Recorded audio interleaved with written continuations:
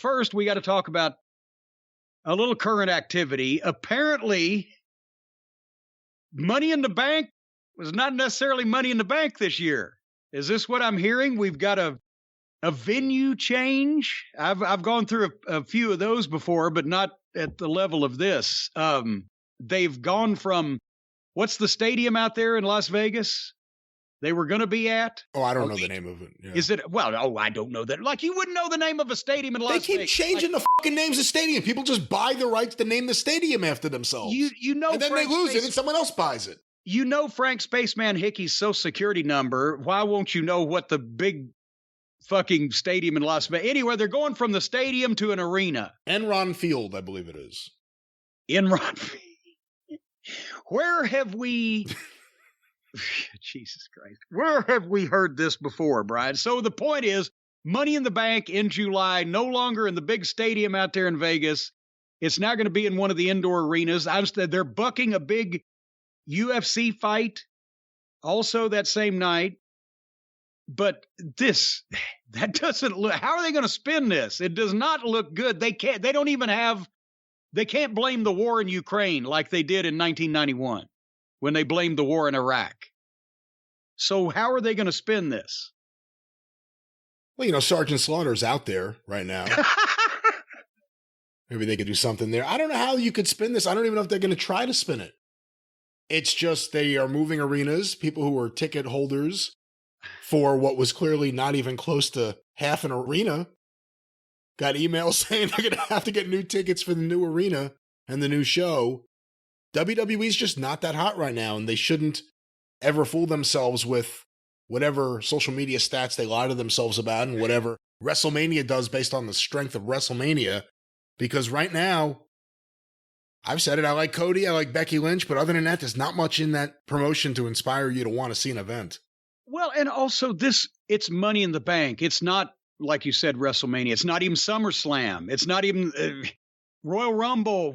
It was Money in the Bank. And I guess, also, we may have gone over some people's heads with what we just referred to because this has happened before. It was 31 years ago.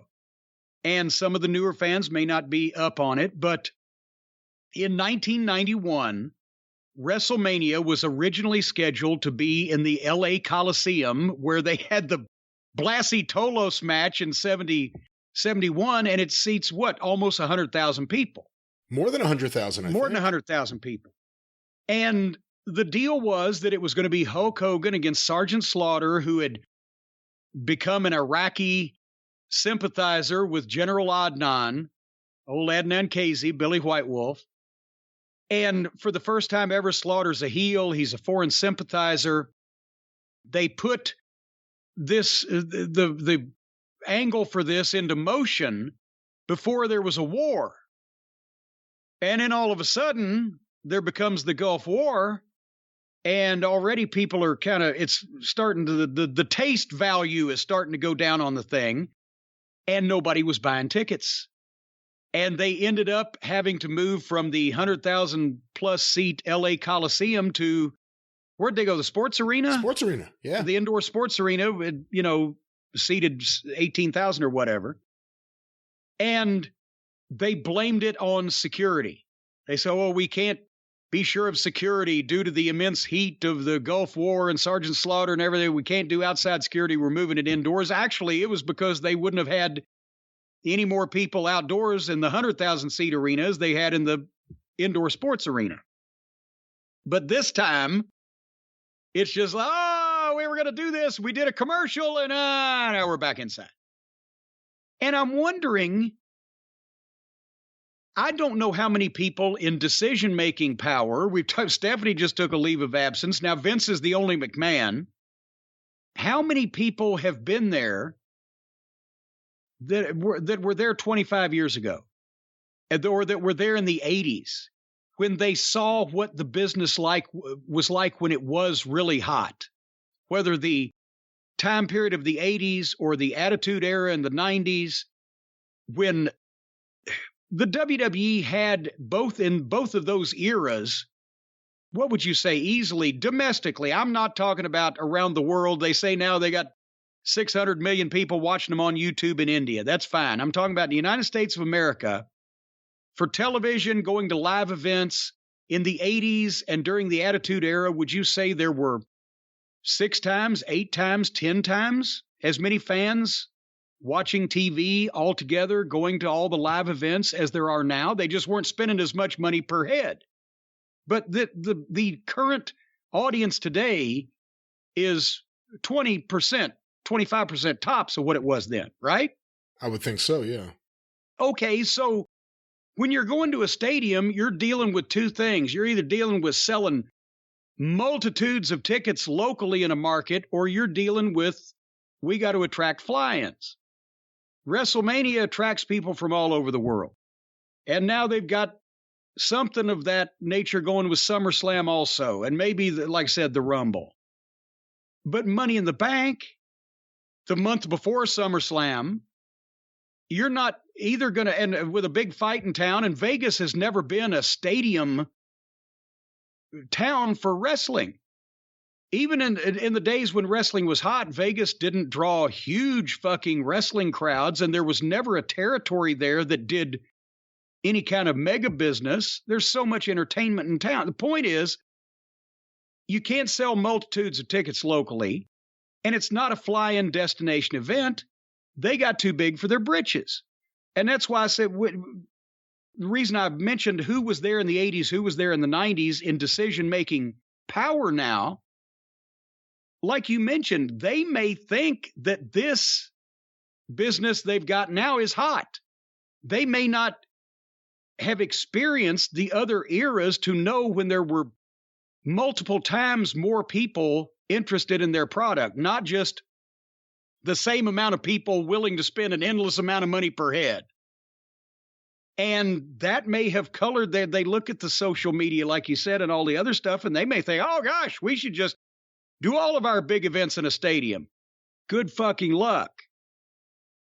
Because you can get 12,000, 15,000, whatever the NBA buildings with their stage set up and everything holds, you can get that for a pay-per-view in a major market, major city these days, and with the advertising they can do, and people will drive hour, 2 hours, 3 hours.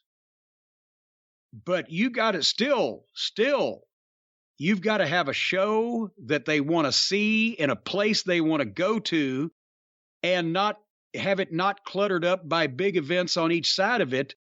To do a stadium crowd, even back then in the Attitude Era or the 80s, there weren't a lot of stadium shows because they were still in the same markets on a regular basis live. They would do, 15,000 people in New York 4 or 5 times a year or more in the 80s. But the number of individuals just isn't there anymore. It's the same people going to everything they can, but they're not only not really making new fans in this country, they've lost a significant portion of the ones they had. So it's just, I'm not crying for them that they're embarrassed over this because they should have known better to begin with, but it's not a good look, as the kids say, Brian. No, and at least the first time they had the Iraq War to pretend that was the reason they had to move. This time they have nothing. And they had all these promos with Cody in the stadium that they've been airing, indicating that the show would be in a stadium. I don't know if they're going to spin it. They may just ignore it, and all of a sudden the event's in a new place. What do you think? Why don't they put the Cody promos, if he'd have done them in front of a green screen, they could just insert him into an arena instead of on the field. Or maybe he could teleport himself. If he can call Matt Hardy and figure out the secret to that, then he can suddenly be on the field, and then boom, he teleports himself into the fucking arena and says, well, we're going to do this now. Maybe you announce Cody was there with some partners looking to buy an NFL team. He wants to compete with Tony Khan. He's got a lot of ambitions, that young man. Well, but the point is, we wish them well in their future endeavors, the WWE, but I think maybe they ought to stay out of the stadiums. What do you think? Except for the big ones. The really big shows. The really big ones, then you still have this problem with a thin roster and not creating new stars and not creating new top stars. And You can get all the TV renewal deals you want. This is where it catches up to you, when you actually have to show fan support and it's not there. You know, more people need to become pro wrestlers, or more people maybe the pro wrestlers need to switch their careers and other people need to take their place. It's all about finding the perfect place for you, right, Brian? It's all about switch careers. If you're not doing well in one, switch to another one. Of course, it's not as easy as all that. Sometimes you need training, right? You need training if you're a wrestler. You also need training if you're going to switch careers into one of the new space age careers. Remember that used to be a phrase, Brian? You remember the old magazines back in the 60s and 70s? New space age technology. I bought a moon blanket one time. It said this blanket is lightweight, the same kind that the astronauts carry with them in their pack, and it will protect you from any type of weather. And it's only $1.99. Well, that sounds so fantastic. So I bought that thing, and it came in an envelope about the size of a cassette tape. And it was basically a sheet of see-through aluminum foil folded over into multiple fucking things until it fit into that cassette. And you just unfolded it, and you were enveloped in a crinkly, silverish, thin plastic type of foil thing.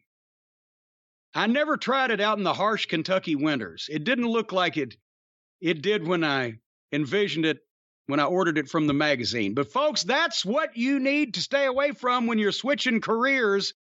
You need to go for the real space age stuff. And now it's 2022. It's not the 70s anymore. And now the big careers are all in coding, Brian. They're all in code. That's why you can't understand what they are, because they're in code. And you need to go to school to learn how to read the code, and that's where Codecademy comes in. Folks, this is not the week to worry about the lizard people or the bots. This is the week to worry about you and your bot and your ass that goes along with it. And do you want to be broke, busted, and disgusted? So broke you can't pay attention? Out on the street where people are not charitable and wouldn't give a cripple crab a crutch, much less donate to your well-being and self-preservation. You got to pull yourself up by your chin straps or your boot straps. Well, if you've got a double chin, you might have a chin strap. And you got to do this all on your own. You've got to learn a trade, learn a skill, learn a new career, and then you go and advance yourself. You make all kinds of money, and then you buy the place that you can hide from the lizard people and the bots when the world comes to an end. Folks, over 50 million people already know that Codecademy is the best way to learn to code, because they not only teach you job-ready coding skills, but also help you build unique projects for your portfolio. They helped me build a complete replica of Fort Boonesboro out of toothpicks. Also, you can earn certificates that you can cash in at Thornberry's Toys for a free fire engine. And you can even prep for technical interviews. You can't get the free fire engine at Thornberry's Toys? Let's be clear about that. You can't. What are the certificates for that Codecademy gives you? They give you a certificate of completion to show that you've completed the course and that you are ready to code and help the world. So it's a certificate of recommendation and a recognition. Recognition, not recommendation. Recognition. Well, you better recognize. You better recognize as part of the great resignation, if you're switching careers, you better recognize that you need to be recommended by Codecademy. You can choose what to learn, from building basic websites to artificial intelligence to stonemasonry, and also the chance to possibly become a surgeon later in life. No matter what your experience level, you'll be writing real working code in minutes. Nobody will be able to read it, but you'll be writing it. And the coding languages, of course, Python, HTML, Squall, JavaScript, and so much more. And if you're not sure where to begin, then Codecademy will point you in the right direction, which is out their door if you can't pay for this shit. You can get instant feedback, like more money. And your code is tested as soon as you submit it, so you always know if you're on the right track or swirling down the porcelain throne. Again, folks, join the over 50 million people. Where are these 50 million people? And how do Codecademy house all of them at the same time? You know, they've got these giant dormitories and bunkers, but still 50 million people. But there's 50 million of them, and they're learning to code with Codecademy to see where coding can take them. Around their elbow to get to their wrist, most likely. Get 15% off your Codecademy Pro membership when you go to Codecademy.com and use the promo code EXPERIENCE. Promo code EXPERIENCE at Codecademy, CODECADEMY.com.